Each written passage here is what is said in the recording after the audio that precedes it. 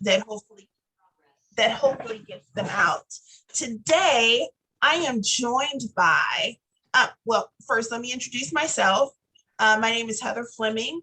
I am the founder and director of In-Purpose Educational Services, as well as the founder of the Missouri Equity Education Partnership. We are here because we really want to combat some of the misinformation that's out there about what equity education is and what it means to be inclusive in our schools and in our community. Today, I am joined by Delaney Ray, and I'm going to let you introduce yourself, Delaney. Yes, hi, I'm Delaney Ray. I am the Assistant Director at In-Purpose Educational Services. I'm also the co-host with Heather of our Listen, Learn, Love podcast, where we do lots of discussions about inclusion, and I'm excited to be here tonight.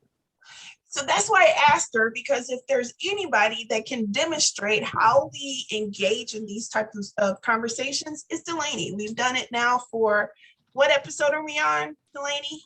I believe we just, the 38th episode would have gone live for our Patreons, and 37 for everyone else.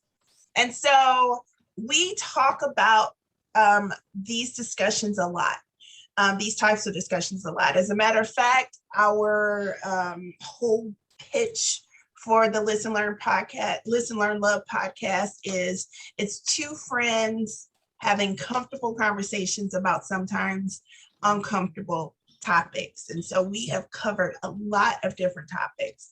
So I'm going to give you some tips for how to do that. The first thing that I always present are our 6 agreements for productive conversations. Last town hall, I just had a basic list, but this time I wanted to give you a little bit more information about what I mean. So the first thing, trust and speak personal experience. You want to use I statements as often as possible, because that actually breeds connection. When you're talking from your personal experience and you're trying to connect to other people's personal experience, it means something to them. Do not make broad general statements. And so this ties to the second one. If you start finding yourself saying all or every or of those people or things like that, you might want to reconsider a little bit. And then the biggest thing to remember is that my experience and your experience can exist in the same space. So even if as I'm saying, here's what I've gone through, or here's what's happened to me, it's going to be different, right, Delaney? Absolutely. You and I even bring so many different things to the table sometimes, and what our experiences of something are, and that's part of what makes the conversations so good. And so rich, is the fact that we are coming from different experiences. And I love the fact, most of all, that because I'm able to say my experience and Delaney's experience can exist in the same space, I get to learn so much, because her background is different than my background. And that's actually a really, really cool thing. The second one, question broad narratives based in stereotypes. So learn more about the background and historical perspectives that have led to current conditions. Don't just think that this small snapshot that we usually receive through media, through social media, etc., that is the end all be all. So if you learn more about people's backgrounds, about historical perspectives that may have led to the situations that we currently find, what you might see is that it gives you a much fuller perspective beyond what a stereotype is, okay? And then number 3, listen to understand and not respond. I always talk about the fact that my wise great uncle used to say all the time, listen twice, speak once. And I loved it, because I have a hard time. I'm a talker when I get in, especially when I get into situations where I feel comfortable with the person. I'm an introvert by nature, but when I feel comfortable with the person and I really want to talk to them about the things that I'm passionate about, I have to really practice the art of sitting back and listening to what they're saying and not just espousing everything that I personally believe. Listen to a person's complete statement and story. Really important. Do not negate people's experience. And so one of the biggest things, like I grew up in St. Charles, and if I based everyone's story, if I judged it from the perspective of living in St. Charles, I would miss the fact that there are a lot of different experiences out there. And so don't negate other people's experiences. Listen to them and just figure out, where can you connect? Where do you connect to it? Where you empathize with it, not sympathize, empathize with it. And then on top of that, what can you learn from other people's experiences? And then practice vulnerability. That is hard because we are taught as a society that we have to be like uber brave. We have to be like stoic, etc. That's what it means to be strong. And I'm going to challenge that because no, what it takes to be strong is actually to be able to be vulnerable. It is protection, hard protection, to sit and just to pretend like you have no emotions, you have no thoughts, you have no feelings, you have no stories, that you have none of that because you want to portray this like hard armor. That's just not true. Like Delaney can tell you, and I'll let her jump in here, what it's like to work in purpose. And in purpose, you can't engage in this. Amber knows this. Jess knows this because they're on my board. Austin knows this. Like I can go through all the people here and say, you all know this, that we talk, we share, we engage with one another, and we're vulnerable. If we're having a moment where it's like, wow, this was really hard, or this hurt, or whatever, we're allowed to be that. And so this work takes vulnerability.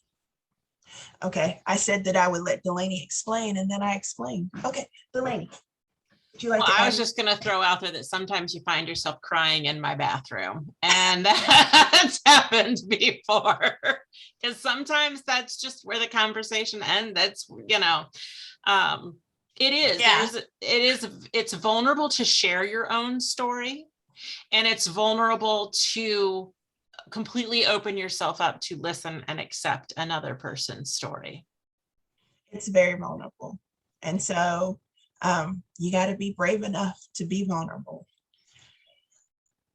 Next, reject shame for processed guilt. And so Brene Brown, I read her work. I love her work. Brene Brown talks about this idea of shame versus guilt. Shame is the feeling that you are bad. And so what it does is it activates a bunch of different fight or flight responses. The problem with those responses is that they breed disconnection. And again, if someone is being vulnerable, what they're trying to do is to connect. And what you're trying to do with them is to also connect. And so you can't be disconnected. So shame has no place when we are doing this work. So those fight or flight reactions end up being that you, number one, move away. So that means you withdraw, you hide, you silence yourself, and you keep secrets. You don't talk about what you're feeling. You don't talk about what's actually going on. You kind of just poof. And doing this work, you don't need to poof. You need to lean in. Next, you move toward. And what that means is that you seek to appease and please, which isn't cool, because then it's like, if I tell you something like, about something that's been difficult or hard for me, and you don't really understand it, if you're trying to move towards, you're going to tell me, I get it. I totally get it. I agree with you. Well, where's the learning there? Where's the ability to connect your story to my story if you're just trying to appease me? The other part of that is that if you just seek to move towards, then if there comes a moment of disagreement, you feel as if I've betrayed you if I disagree with you, or you feel as if I betrayed you if I upset you, or if I say anything that you feel like hurts you. The reality is we need to do this work anyway, even if we're feeling hurt, even if we're upset. We need to do this work anyway. And then the final thing that you do if shame kicks in is you move against, and that's the most harmful. That is where you try to gain power over others. So you overtalk them, you're aggressive. And then you yourself start employing shame in order to fight shame. And we see this.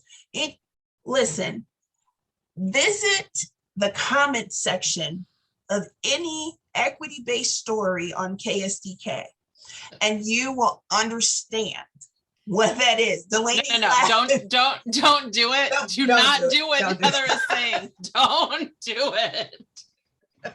You'll cry in my bathroom. You'll cry in Delaney's bathroom. Okay.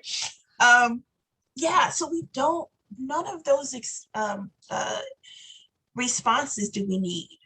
Instead, we need guilt. So if we've done something bad, guilt is that feeling that we can correct it. It's that feeling that my actions were bad, I'm not bad. And so that's okay. Like, I have moments all the time where I make mistakes. I say, oops, I have to apologize. And so I process that by saying, okay, what do I need to learn and to do better next time? The next one, number 5, be comfortable with being uncomfortable. This is hard work. I liken it to when you start to work out, okay? I'll give you an example. My dad is doing some changes in his house, so I had to help move some stuff out of it, right? When I woke up Sunday morning, I was like, oof. You know, there were parts of me that is like, this aches and I don't even know what it is. I don't know what this is, but it hurts. That's this process. The thing is that Sunday I woke up and I made the error, let's be honest, of deciding I was going to rearrange my room. Only I did not realize how much junk and stuff I have underneath my bed. It became a whole thing. So I was 15 minutes into it when I discovered I've made a horrible mistake and I hate this. But I had to move a bunch of stuff, etc. So, but when I woke up Monday morning, even all those parts that I was like, oh, this is really going to hurt come Monday, they didn't hurt as bad. Because, and Jess can attest to this, because once you start that process of working out, eventually it gets easier and easier. The other day, I watched her on video, like carrying this tire, and I was like, sweet Jesus, they'd have to take me to the hospital. You know, it was like one of those huge tires. I bet you that months ago, when she first started her workout journey, she would have been like, I can't do that. But now she did it like a champion. I was so proud. I'm still not going to do that, but I was really proud of her for doing it. Okay. That's what this is about. It's hard at first, but it gets easier the more that we engage in it.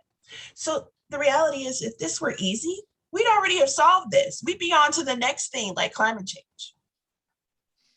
I won't get into that conversation here, but we would be on to the next thing.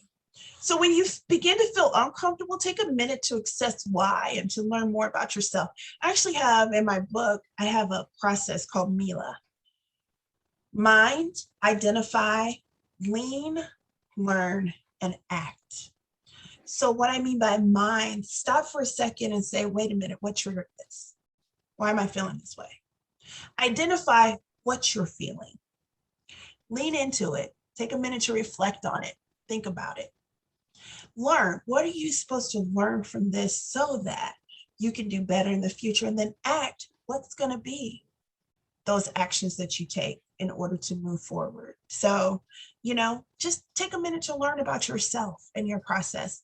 And then again, understand that this is part of the growth process. Okay. And then finally, be further along in your journey than when you began. My very favorite author is Dr. Maya Angelou. And she once said, I did then what I knew how to do. When I knew better, I do better. I did better. Or now that I know better, I do better. So just learn and grow and do better. That's it. All right. Anything you want to add to that, Delaney?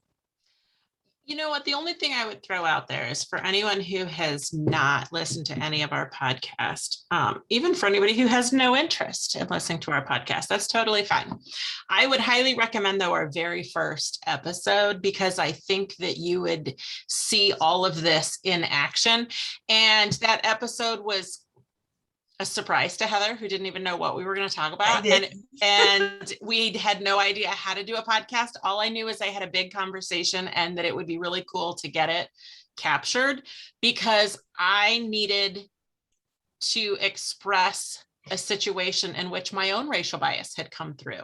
And I think that at the time, I didn't realize how important it would be to get that really captured, this conversation where we go through this whole process. And so, that would be my one recommendation. That would be a great way to really see all of this play out. Here, you won't see anything. You can hear all of this play out. Yeah. And so I really liked, I'm going to say for a second, now I don't know how to get back to the conversation. Okay, someone read the comment that I believe Cindy made about shame and how she processes shame. Yes, about shame. That says, one way I keep shame and guilt separate. Shame is about who you are and can't be changed. Guilt is about what you have done and can be changed. Yes, that is perfect. And the reason why is because in the end, one of the things that you realize when you're doing this work is that there is no one that should be ashamed of their story. Okay?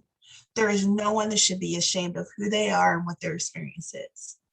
And so what equity education and inclusion is about is, how do we bring all those stories into the same room and use them to create community and to benefit the community?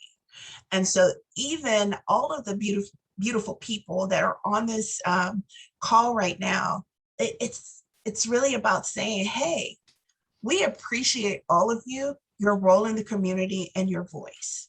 How can we use that to make sure that we can make the community better for everyone? And so thank you very much. That is a very, very good point. Okay, so one of the first big questions, who do you hold these conversations with? Who will listen? Here's just a reality. Some people don't want to hear the conversation. You could have all of the facts, you could have all the information, and they just don't want to hear it. Okay? And so part of your job in engaging in these conversations is figuring out who wants to engage in them, who's really truly here to learn more. Yeah, so choose your battles, because not everyone will listen. And we've got to be okay with that. We've got to, like, one of the things that I hear all the time, Heather, you give so much grace. That's because of the fact that I focus so much of my time, attention, and hope on the people who want to engage. If I focused all the time on the people that don't want to engage, I would be miserable. I'd be unhappy. I would be very, very discouraged. Okay. But the other thing that would happen is I would be missing so many great relationships if I did. I can tell you, like, I'm going to tell the story of Amber Bitch. You don't look surprised. Amber, I met Amber because I was one of the planners of the St. Louis Women's March, right?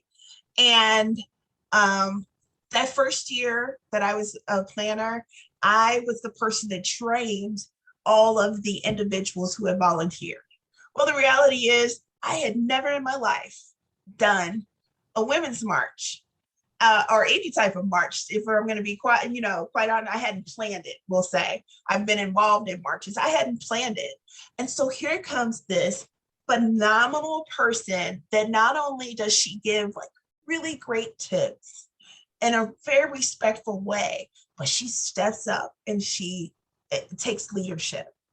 And so I'm sitting there literally like on one side of her, just following her lead as we're leading this march with 15,000 people. Okay.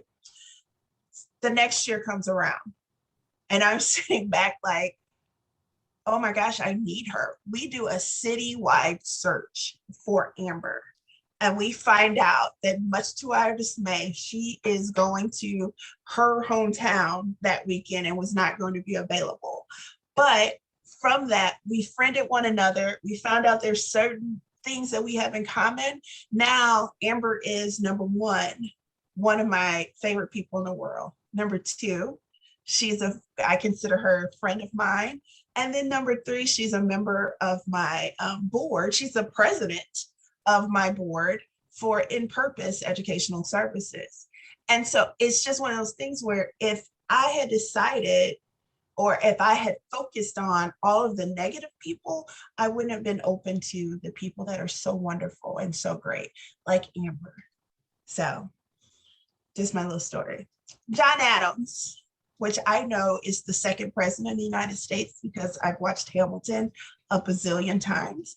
Anyway, John Adams once said, facts are stubborn things, and whatever may be our wishes, our inclinations, or the dictates of our passions, they cannot alter the state of facts and evidence. Apparently, he had not ever met anyone on the conservative side right now. Anyway, so changing minds, here's a reality. The mind doesn't really follow facts. So there's things called mind bugs. Mind bugs are ingrained habits of thought that lead to errors in how we perceive, remember, reason, and make decisions. That is from the book Blind Spots. So these mind bugs, what happens is that we go and we start learning and we end up getting this slight misperception. Okay, we've seen it happen where kids, because our minds naturally want to just order things and make sure that we have everything categorized. We've seen, if anyone that's raised kids, you've seen the process where you make one statement and your kid tries to make a blanket statement that applies to everyone. So you see a guy that's wearing a mullet, and your kid says, "Mom, I like that hairstyle. What is that?" And you try to explain what it is, and then they say something like, "So all boys have mullets?" And you're like, "No, that's not what I'm saying."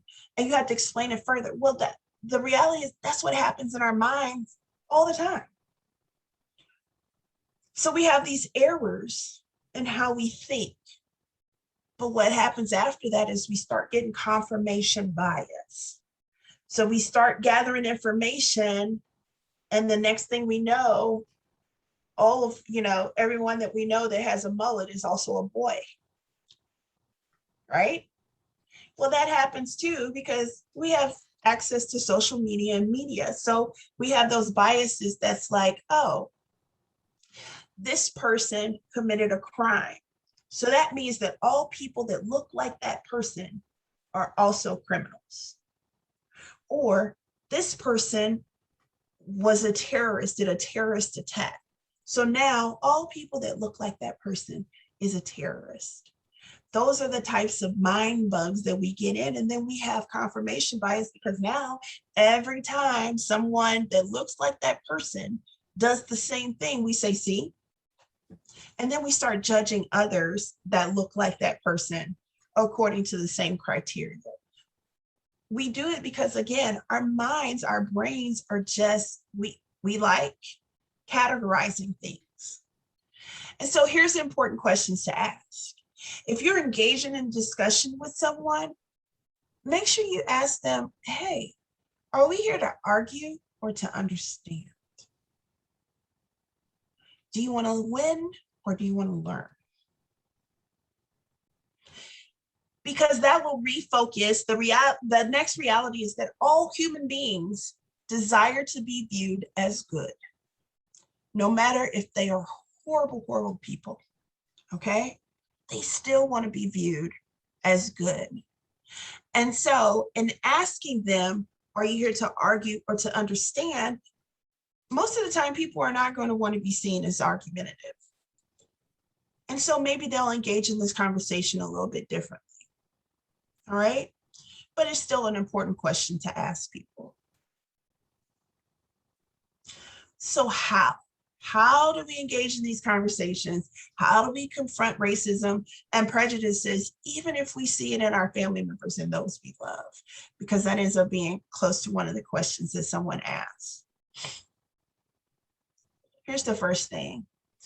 What you should be doing, your actions. Number one, listen. It's hard. It's hard to listen when someone is spouting just, stereotypical or, what we perceive as racist or biased or whatever. Take time to listen to them. Because one of the things that I found is that if people are spewing hate, many times it's from, number one, a lack of understanding. Number two, these are the ideas that have surrounded them all their lives. Or number three, there's a source of hurt and pain. Listen to and trust the experiences of people of marginalized groups. I actually shared today on my personal Facebook this awesome series. It was like tweet series. I don't know what to call it because I'm not very good with the Twitters, but there was this series where this person talked about the fact that, if you want to learn more as a person that comes from a privileged group, follow people that come from the marginalized group, the marginalized group that you want to learn from. So like for me, I follow a lot of people in the LGBTQ community, okay? I want to learn more about how to approach, and to honor and to respect people who identify as trans, as lesbian, as gay, as, et cetera, as questioning or as queer. So I follow those people. When I'm on those threads, listening to them, I don't feel the need to comment. I feel the need to just listen. And so that's what it was about, just listening to those people. Follow them and read their posts. Think about what they're saying. Think about how what they're saying connects to another person of that marginalized group that you're also following. Because the suggestion on this particular one was like follow 50 people from that group and see some of the common things that you can learn from them. Next, remember, and I teach this in my training, no shame, no blame, it is what it is. And I say that because, again, as I said in the beginning, shame has no place in these conversations. It distracts from them. It takes away from what we're supposed to be learning. And so focus on what it is. When I say it is what it is, what's the real state of things? What's the baseline that we need to be thinking about and problem solving for? Because if we spend too much time trying to salve each other's egos because they were hurt due to shame responses, we've missed out on what we're really supposed to be doing, the work we're really supposed to be doing. And then question the narratives presented to you if they are based in stereotypes. And I talked about that at the beginning, so I won't dwell on it. Okay. So one of the questions is going to come up later, but I want to point it out now that someone had. What's some non-confrontational ways that you can address some of this stuff? I have 3 questions that I ask people. The first one, what do you mean? Second one, how do you know? And then third, is there more I should know? Okay. So what do you mean? Asking someone to explain further sometimes allows them the opportunity to discover and think about their own stereotypes, or to double down and go all in. Okay. But either way it goes, you have an understanding, and that gets back to that question of choosing your battles. You have an understanding of where this person stands. Okay. If they're willing to really enter into discussion and learn, or if this is going to be, one of those situations. And so it's okay to ask that question. What do you mean? The how do you know question, ask them to back up what they're saying. I am not afraid. If someone says something, I am not ever afraid to say, what are your sources for that information? That's another variation of how do you know? What are your sources? Because if they have sources and they provide it to you, that gives you an opportunity to learn. But if they don't have sources, they're just, basing it on stereotypes or whatever, then that gives you an opportunity to say, well, wait a minute, I think you have a misconception. And then is there more I should know? So here's what I already know. Is there something else that I'm missing out on? Again, that opens up conversation for people. The other thing that I used to do in my classrooms, and this kind of is if you predetermine to enter into this discussion, this is one of those tricks. In my classroom, I used to have the oops and ouch. So if we were entering into discussion about race, it might be a little bit, race or any conversation, it might be a little bit dicey. Then I gave them these two tools. So oops, I've made a mistake and would like to start that over again. So if I say something and I recognize myself that, oh, wait, that was based on stereotype. Oh, wait, that didn't come out the way that I wanted to. That might sound offensive. I used the wrong words. Oops gives me an opportunity to say, wait a minute, here's what I've realized. Apologize, and then start my statement over. Ouch is the opportunity for someone to bring to their attention of the speaker that, wait a minute, something you just said causes me concern. And again, this is kind of a pre-agreed upon. Of course, if you're sitting at Thanksgiving dinner with your racist Uncle Bob, you can't be like, well, oops, Uncle Bob, here's what you said. Or ouch, Uncle Bob, here's what you said. Uncle Bob's not going to listen to that. Okay. But that's just a tool for if you've predetermined to enter the conversation. There you go. Make a distinction between comfort and safety. Those are two totally different things. Safety means come into this space, let's talk about it, but let's talk about it in a way that breeds connection. Comfort is, I won't do anything that upsets you. You can engage in the conversation if it's comfortable. It's not always going to be comfortable. Sometimes not for you, and sometimes not for them.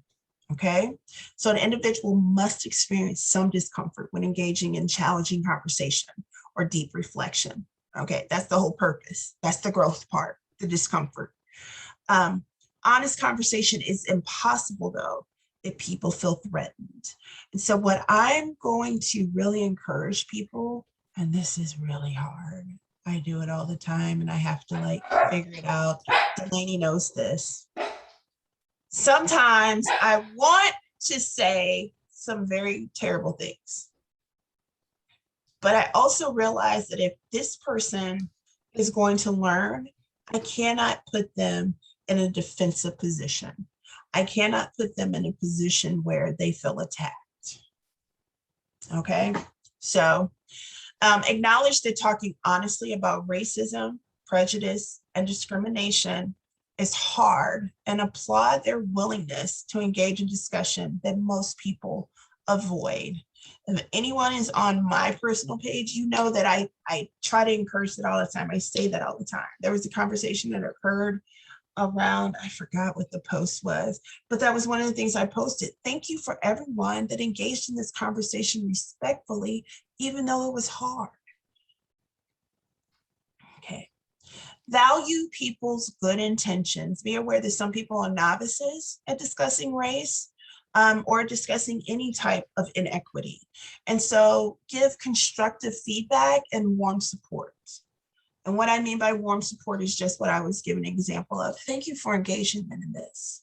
I understand that this is difficult for you. What can I do to support you? Those types of things. Again, if you determine that this person is ready to learn and willing to learn. Mm-hmm. Always remember that impact trumps intent. It does not matter if you intended to cause hurt. It matters if you caused hurt. I'll repeat that. It does not matter if you intended to cause hurt. It matters if you caused hurt.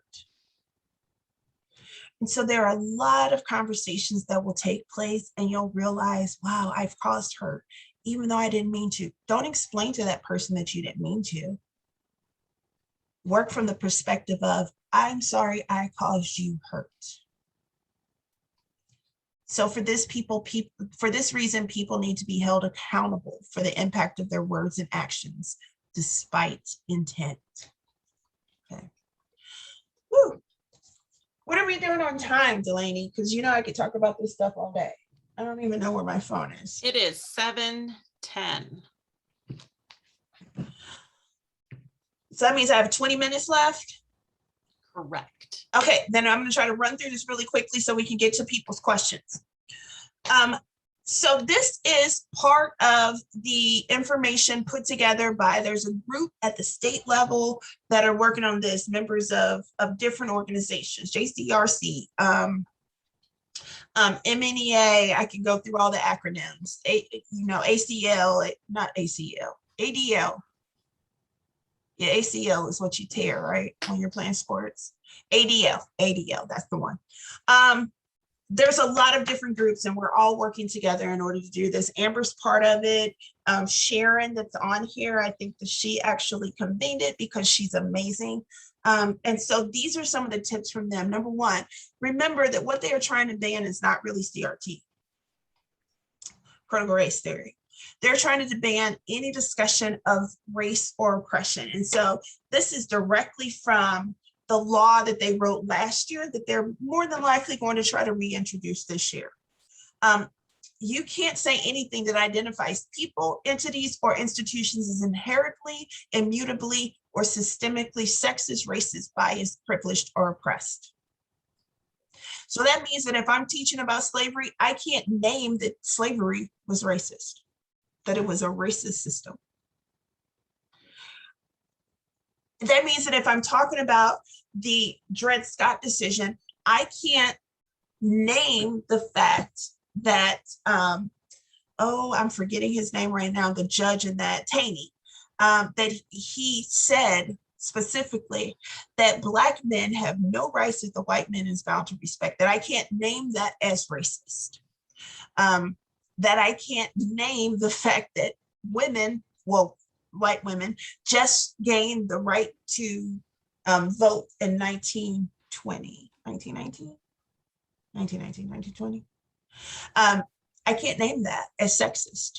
And so it can employ immutable, inherited, or objective characteristics such as race, income, appearance, family of origin, or sexual orientation in the service of defining a person's identity, classifying persons into groups for any purpose, including for the purpose of targeting only certain groups for education, formation, indoctrination, viewpoint, or transformation, which would mean that when we talk about addressing the learning gaps, addressing the opportunity gap, that we could not label and disaggregate our data according to race, according to identity, etc. So in schools, I know that that's one of the ways that we looked at our data. We couldn't say, well, wait a minute, which of these subgroups are actually struggling more, so that we can begin the process of figuring out why. What systemic barriers are there that's keeping certain groups from performing well? perpetuating stereotypes, or assigning blame to categories or of persons, regardless of the actions of particular individuals. And so that means that I could not say that white landowners were responsible for slavery. Yeah. They are trying to ban any discussion of race or oppression. So that would mean banning discussions of the Mormon Wars, the Holocaust, religious oppression in general, the Atlantic slave trade. We can go down a whole list of things that we would not be able to talk about in its context. Equity, one of the other things to really point out, equity principles are valuable tools to learn history. So number one, students deserve an honest and fair discussion of history. That is how America continues to grow and be a beacon of freedom to the world. Banning discussion of diversity prioritizes the comfort of white children over the academic success of Black and Brown children. One of the things that we know for sure is that children do better if they can identify themselves in the curriculum, okay? If we're sitting here and we're banning discussion of diversity, that means that I cannot identify my Black children, my brown children in the curriculum at all. And when I listen to all of the testimonies of the various people and even some of the arguments that people are made, it's about comfort. This conversation is uncomfortable and we don't want our kids to be uncomfortable. Well, that's not how kids learn. And in certain ways, we have to make our kids uncomfortable so that they will learn and move forward. We don't have to shame them, but we have to help them grow. And then I encourage you to employ the Let Them Learn hashtag. We have all kinds of stuff, branding stuff, but letting people see that we're a united front is really, really important to me. One of the other things to realize, this is a plan to drive out an ultra-conservative base. It is not an honest attempt to make schools better. Because if we looked at the data on what makes schools better, equity education makes schools better. Name things what they are not. What they are. This is not CRT. CRT is not taught in our K through 12 schools. It's just not. As a matter of fact, I don't know if anyone was paying attention, but our legislature asked DESE to send out a survey to all of our school districts. Of the 600 or something school districts that are in Missouri, 425 responded, and only 3 districts named anything. One district, which is in Kansas City, stated that they taught CRT, but it was very heavily, I always miss the word. It was explained. And basically what they were saying is CRT was equity education.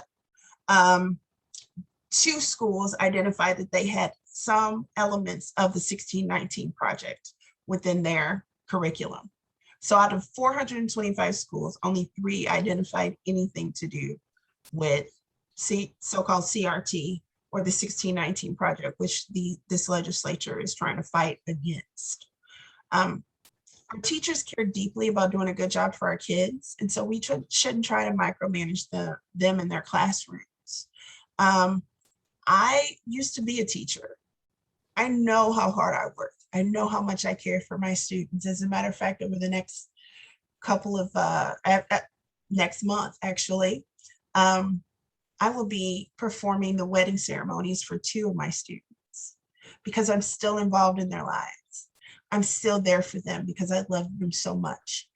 My attempt is not to indoctrinate them, and it's definitely not to do a bad job for them. And that is how almost every teacher that I know feels about their students entering their classrooms. And so part of this conversation is also very disrespectful to the teachers that are in the classroom working so hard, and in Missouri, not for the salary and benefits that they deserve. Okay. All right. So here's some questions. Delaney, I'll let you help me answer these questions so that I can stop babbling. First question, and these are questions that people submitted for when you filled out the application. And so How can I affect change as a privileged person? Delaney, how would you answer that? I think that one of the things we always start with is amplify minority voices. If everybody wants to give their own opinion, but step aside and amplify the opinions of the people who are involved, of the marginalized people. So instead of going on your own rant on Facebook about LGBTQ rights, about Black Lives Matter, why don't you amplify and share the voices, with your platform, within your realm of influence? Exactly. One of the things to realize is that as much as they try to say that we don't like to disempower people when we get into this discussion, is to realize the power in each of our voices. And so even in saying, hey, here's this voice, did you read this? You have a constituency. I had to learn that because sometimes, and people that know me know, I'm really passionate about this topic. I can talk on it all day. I'm not comfortable with being like the celebrity face or whatever. I don't know how to say it, but I'm not comfortable at times with being like the face of everything. That's when you do this work, it's about the message. It's about staying focused on what the message is. It's about making sure that even when your feelings are hurt, even when you get upset, you can't just say, I quit, I leave, because you didn't respect me enough. That's not the purpose of this. I don't have to like you for you to do the work. As a matter of fact, no one has to like you for you to do the work. Yeah.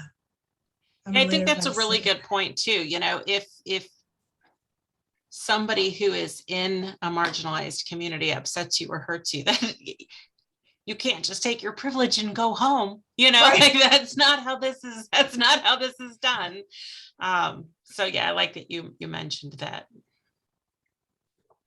I mean, I really hope people understand that. And then the other part is just that there's something for all of us to do. Suzanne has a good question here. Suzanne asks, okay, I obviously believe in amplifying marginalized voices, but how do you make sure that you aren't also putting all of the pressure on those voices to educate the masses? I think that can be as simple as like the example I gave. If you're wanting to put out a statement during Pride Month, if you're following 50 LGBTQ voices, share, retweet. What that doesn't mean is to go to your one gay friend and be like, hey, tell me everything I should do. Look for the voices who are already speaking and sharing. Don't go to that one person in your company and say, it's Pride Month. It sounds like a scene. That sounds like a scene from The Office, right? Tell me right. Can you tell me who I should be writing a post about? Right, no. Right. I think that's an awesome point. It's really a learning process. And so sometimes I think one of the biggest things to realize, I hope this doesn't sound harsh. And so one of the biggest things to realize is what whiteness is, or what heterosexuality is, or, like we go, what it is to be part of the privileged group will help you. If you understand what that means, it will help you to understand what your role is. The example that I give is this a lot of times. I understand what Blackness is. I understand when I walk into a situation, at times what my Blackness will mean in a situation. The prime example I give is that I once gave a speech at a small private school. And as a result of that speech, they decided, hey, we really want to do this work. They started a group, they started a book study. They did all kinds of really, really great things. Well, one day they were having a very intense discussion, okay? And the person that had recruited me to do this speech came and was like, oh my gosh, I don't know what to say. So I said, add me to the group. And so I looked at it, and honestly, I was like, oh my gosh, wow. There's so much learning that needs to happen here. But one of the things that I realized is that if I commented, at that point, conversation would stilt. It would shrink. And the reason why was because at that point now, because they would understand it's no longer an all white space, the conversation now would change to them. Again, I looked at when I did the shame responses, and I talked about moving towards, moving away, moving against. Now, those are the types of reactions that are going to kick in if they realize that I'm in the group, because they don't want to offend me as a Black person, because of the fact that they still want to be viewed as good regard. So they wouldn't have spent the time to really work through what they needed to work through if I had commented and they realized that I saw their comments. Well, on the opposite end, when you're a member of a privileged group, you've got to realize what you coming into certain spaces ends up meaning. So me, as a heterosexual person, walking into a space that is predominantly LGBTQ, there's certain things that I have to do. There's certain things that I have to follow. Another example I would give is that if anyone has been to or has family from another country, or even in this country, like different regions, we all have different practices and norms, right? Right. I saw this meme. I'm from the South. And I was like, yes, Amber understands this. Telling somebody you only got 2 teeth, or all those other stereotypes, we've dealt with those stereotypes. Tell somebody their grandmama's peach cobbler is terrible.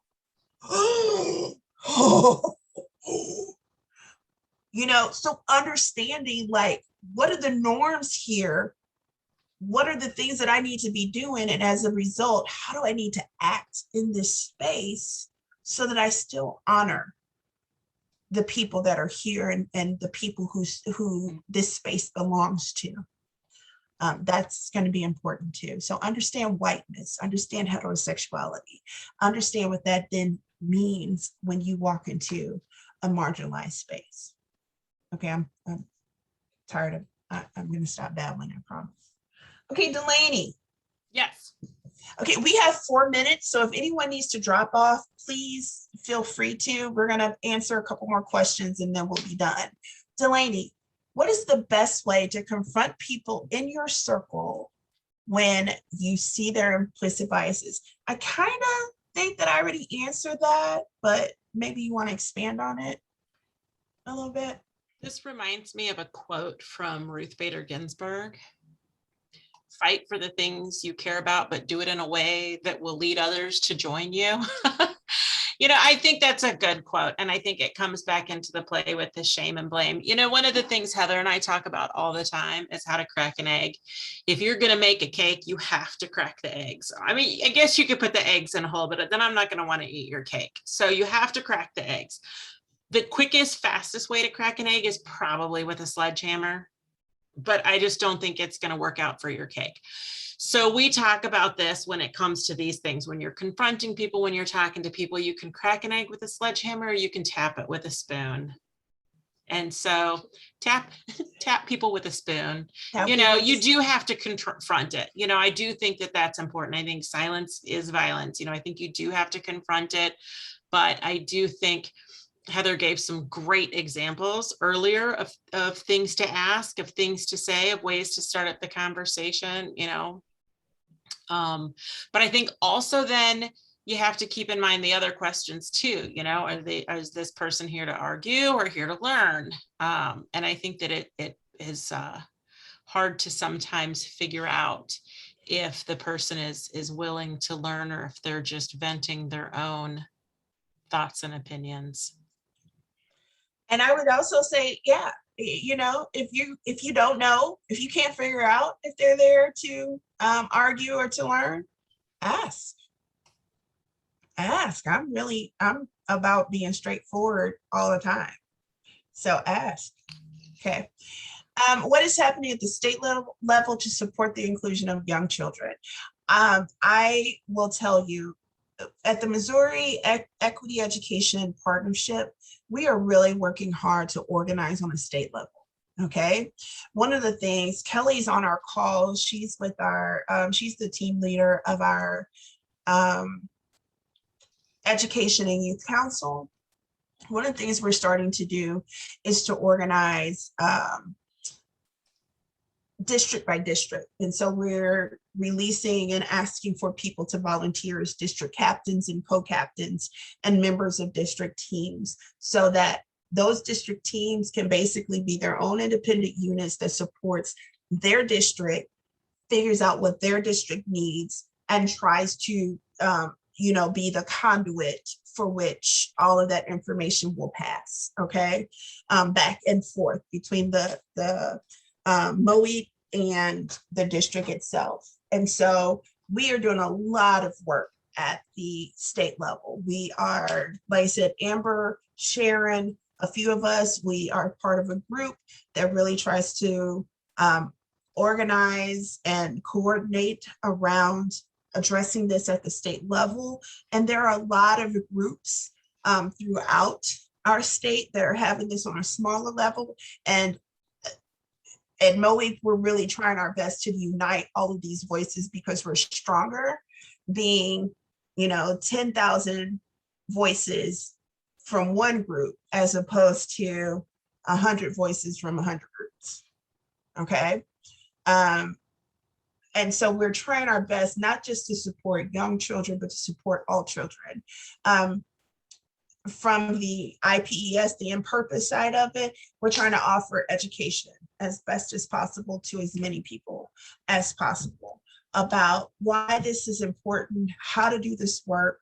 We partner with a lot of different organizations that are also doing this work. Like, for instance, one of my favorites is We Stories, and they work to teach parents how to work with their young children, to begin these conversations at a very early age. Ready Readers, Sheila Oliveri with Ready Readers, she's doing this work. We can go through group after group after group we're all doing this work to help all of our children, not just young children. How can we be parent advocates and allies in our district and beyond? Please, I'm going to go ahead and put in an ad. Please contact Kelly O'Brien and agree to be a captain. Okay, so join organizations that are doing this work and then step up into leadership. I know that with Missouri Equity Education Partnership, one of the biggest things that we do is we empower you to be the biggest advocates that you can be in the way that you, however you want to use your skill and talents. And so join us, please step up, be a leader. My hope is that we end up getting this well-oiled machine that can respond to this on a regular basis and continue to support people despite what our MoLeg may do or anyone else. The other thing is, please be kind to your teachers. Please be kind to your administrators. Send them notes to say thank you. It's hard. Kelly and I met with the superintendent today. Her district is not even one of the ones under attack. And she talks about it's hard. And so support them. Make sure that you are sending them notes. Send them a $5 gift card to Starbucks so they can just get coffee one morning. Just whatever you can do, but use your time, talent, and resources. Time, talent, resources as best as possible. What time is it? I think I'm past my time, aren't I? Yes, it's 7:33. Okay, this is our last question. Would you gauge folks who have already made up their mind which is more effective, data or theory or something else? Heather, I thought you had a great way of presenting this at talking about how different people's minds are open to different information, whether it's emotional or whether it's data driven. Yeah, I would say this. Number one of the things that we know is that research shows people that are prescribed to a more liberal, um, know your audience. So people that prescribe to a more liberal stance, they tend to be motivated more by caring for others, empathy, etc. Whereas people that identify with a more conservative mindset tend to focus on family values, certain ideals like liberty, justice, etc. Okay, independence, etc. So know your audience. That's number one. Number two, relationship. Relationship is really, really important. I often tell the story of Derek Black when I'm doing training. Derek Black was a young man who was raised to be a white supremacist superstar. His godfather is David Duke. Okay, that should let you know. And so um, this young man, when he was 18, 19, something like that, he decided to go to school to study. It was like German mythology or something. He decided to study. Well, the only people that offered that program was a liberal college. And so he goes to the college and he tries his best to keep that information about his white supremacist past to himself. But I mean, he really was a superstar. He had like a TV, he had a radio program that he did every week with his father. He had all kinds of stuff going on. Well, while he was in Germany studying abroad, someone found that information out and outed him on the college like chat board, right? So when he gets back, of course, everyone is ready to like go for blood. But there was this gentleman who was a Jewish man who decided to invite him to his weekly Shabbat dinners. Every Friday night, he has Shabbat dinners. And so he invited Derek, and he was really surprised because Derek came, he brought 2 bottles of wine to it. And as they were there, they did not harangue him. They did not harass him. They were not mean to him. They did ask him questions. They did hold him accountable. And he answered the questions and he joined into the conversation. And they were really surprised because he came back the next week and the week after that and the week after that. And eventually through his relationships, he realized he didn't really believe that philosophy anymore.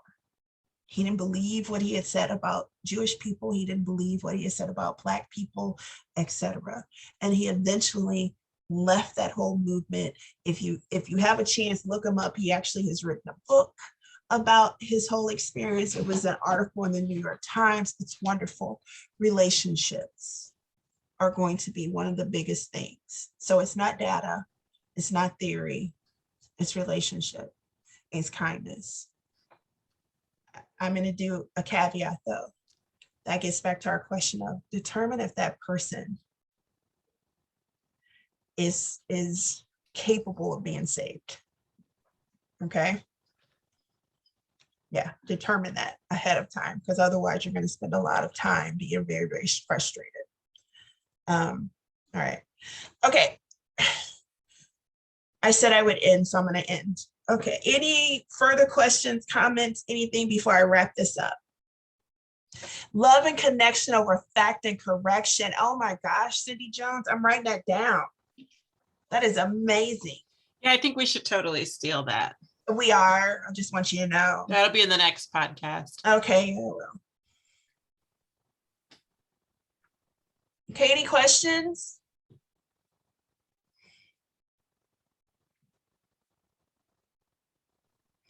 Okay, well, I thank each and every one of you for coming. If I babbled too much during this conversation, I am so sorry. I will probably do it next time as well. So October 18th is going to be our next town hall. That one is going to be really cool because we're actually having a teach-in. And so there's going to be teachers from all over the St. Louis area that are actually going to be going into individual breakout rooms and teaching lessons, equity infused lessons, so that people that are like, I don't know what this is about, etc., where you can actually see what a lesson would be like. Number one, that it's not CRT. Number two, that it's not indoctrination. And then number three, that it really is inclusive and welcoming of everyone. And so it's going to be various grade levels and various subjects at the same time. Please, please, please, we will get that event up for you all as soon as possible. Please, please, please share it. We want as many people as possible, even some of the naysayers, to be involved so that they just see that it's not the big bad boogeyman that people are trying to paint it to be, that equity education is actually wonderful and powerful for everyone. Okay. All right. Thank you.